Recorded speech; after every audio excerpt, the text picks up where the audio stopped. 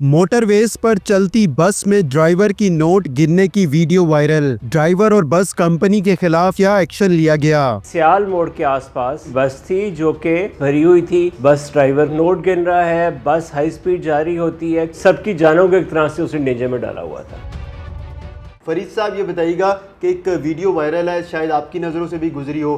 Driver है बस का और हज़ार के, शायद गालिबन 5-5 हज़ार के नोट गिनता दिखाई दे रहा है और बस भी चला रहा है। बड़ी महारत रखता है लगता है बस चलाने में। क्या कहेंगे इस पर आप? ये वीडियो हमने भी देखी थी और फेसबुक या यूट्यूब जिस पे वीडियो वायरल हुई थी, हमारी सोशल मीडिया टीम ने इसको देखा और फिर इसको हमारे नोटिस में लेके आई सोशल मीडिया टीम। हमने फिर इसको इन्वेस्टिगेट किया कि ये एग्जैक्टली कहाँ पे वाक़या हो रहा है। तो पता ये चला कि सियाल मोड़ के आसपास ये चीज़ वाक़या हुआ है। बस थी जो कि फैसलाबाद से इस्लामाबाद जा रही थी। उसके ऊपर फिर हमने इन्वेस्टिगेट करके इस बस ड्राइवर को हमने फिर पकड़ लिया।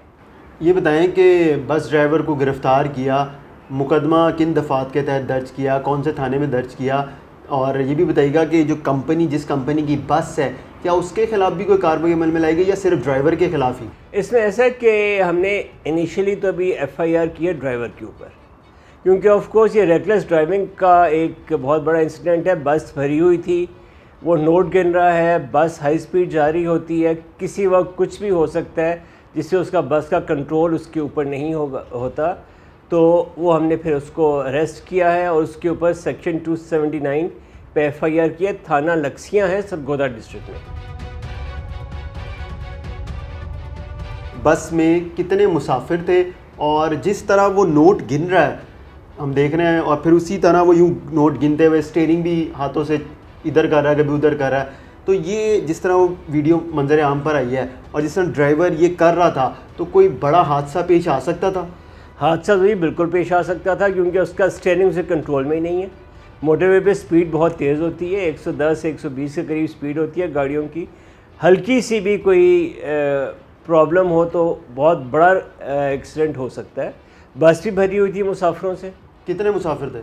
आई थिंक 30-40 मुसाफिर, तो जो उनकी कैपेसिटी होती है, इतने मुसाफिर तो थे उस बस के अंदर। सबकी जानों को एक तरह से उसने डेंजर में डाला हुआ था। तो ये भी बताएं, वो पैसे जो गिन रहा था वो किसके थे? उसके अपने थे या जो पैसेंजर्स वहाँ पर? मेरे ख्याल में पैसेंजर्स के ही पैसे थे, लेकिन या किराए के पैसे थे कुछ इस तरह के, जिससे आगे हो सकता है देने हों पैसे। तो उसने कहा गिन पहले ने, बाद में फिर उसको जो उनका जो भी तरीका होगा।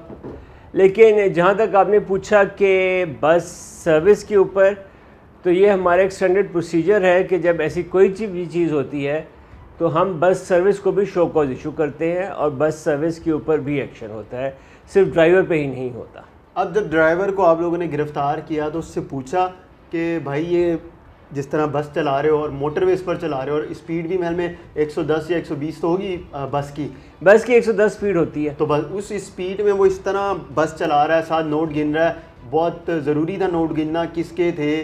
देखिए वो तब उसको आइडिया हो गया ना कि उसको नहीं गिनने चाहिए थे।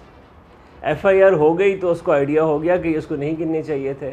उसने कहा कि मुझे नहीं गिनने चाहिए। लेकिन ये एक हमारा एक तरह का मेरे ख्याल में एटीट्यूड बना हुआ है कि लोग, बल्कि आम लोग भी करते हैं कि गाड़ी चला रहे हैं, साथ साथ मैसेजिंग कर रहे हैं, फ़ोन सुन रहे हैं। और हमने हर जगह पे कहा है कि ये एक ऐसा जानलेवा इंसिडेंट है। इसकी हमने बड़ी तशहीर भी किया, डिफरेंट कम्युनिटी से मिलकर वीडियोज़ ही बनाई हैं जो कि इस वक्त यूट्यूब पे अवेलेबल है। वो मैं तो कहता हूँ वो ज़रूर देखें उनको आप।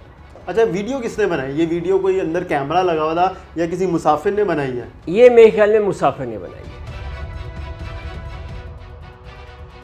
अच्छा फरीद साहब, कंपनी जो है, जाहिर सी बात है उसने ड्राइवर हायर किया और वो उनकी कंपनी की बस चला रहा था, उसमें मुसाफिर भी बकौल आपके 30 से 40 होंगे, उनकी भी जान ख़तरे में पड़ सकती थी। कंपनी के ख़िलाफ़ आप लोगों ने शोकास नोटिस जाएगी ताकि नेक्स्ट टाइम के लिए ऐसा ना हो सके। हम एक डाटाबेस अब मेंटेन कर रहे हैं जिसमें ड्राइवर की, बस की और बस की कंपनी की सारी हिस्ट्री होती है। तो उसमें एक तो ड्राइवर को ब्लैकलिस्ट करते हैं और सेकंड चीज़ है कि कंपनी को, जैसे मैंने बताया कि शो कॉज दी है, तो कंपनी के ऊपर अब कार्रवाई भी होगी। और कार्रवाई ये होती है कि ऑफकोर्स उनके मालिकान को हम बुलाएंगे, उनसे एक पूरी की पूरी मीटिंग होगी और उसके बाद जो हमारी एक प्रोसीजर के मुताबिक उनके खिलाफ एक्शन भी होगा।